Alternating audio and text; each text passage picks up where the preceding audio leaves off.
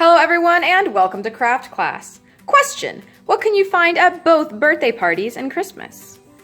Piñatas, of course! In Mexico, that is. Today we will be making piñatas using paper mache. Now the word piñata means jug or pot, and originally they were made from clay, filled with seeds, and beaten open with sticks. Where piñatas were made originally, there's a lot of dispute. But what we do know is that they're most common in South America, and they were brought there by the Spanish to Mexico to evangelize the natives. What we will need is a large bowl, many strips of scrap paper, Elmer's glue, water, and a balloon. If you do not have Elmer's glue, I will include a recipe for what you can use instead. Let's get started.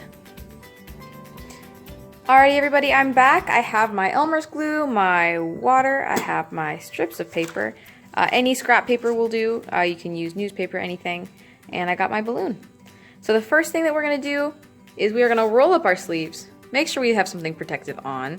And then we are going to, if you do not have a table that you can get messy, because this is a very messy craft, you're going to want to cover it with either a garbage bag or a tablecloth.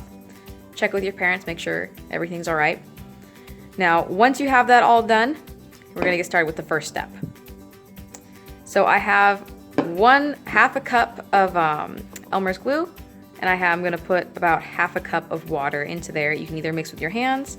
I'm going to be using a popsicle stick. Now, my water is warm, and that's going to help with the mixing. And there we're all done with that. I'm going to put my water on the side. I'm not going to use any more. I'm going to put my stick on the side as well. Now, the inspiration for my piñata is the piñata from Skippy John Jones. I don't know if you guys have ever read that book, but there is a piñata that he has in his closet, which looks like a giant bumblebee. Its name is Alfredo. So I'm going to be making Alfredo the bumblebee as my piñata. With that being said, I'm going to take my balloon and blow it up. Once that is complete, you can take any kind of cup, disposable or regular. I'm putting my balloon on that for now. And this is where it gets very messy. You can take your paper, put this on the side. Now my paper is quite big, but if you do need a smaller, you can tear it. How small the pieces are, how big it is, doesn't really matter all that much because we're going to be using it in many layers to cover the whole balloon. So if you tear it, decide to put a piece like that, that works just fine. I'm going to be using the first few in whole strips, and then when I get to more of the curvy parts, I'm going to be ripping it. So you're going to thoroughly coat it in our pasty mixture. Kind of drip off into the bowl a little bit. And then we're going to put it onto our balloon. I'm going to flatten it out with my fingers.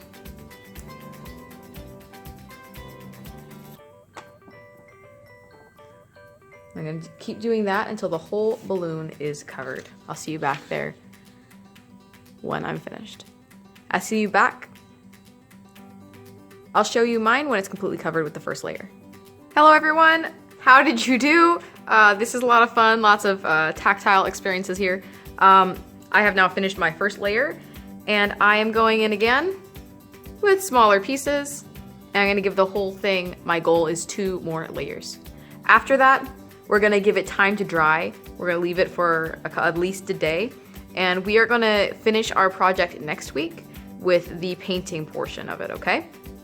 But we want to get a good couple layers on there. Leave the balloon inflated for now. I'll tell you what to do next time I see you, okay?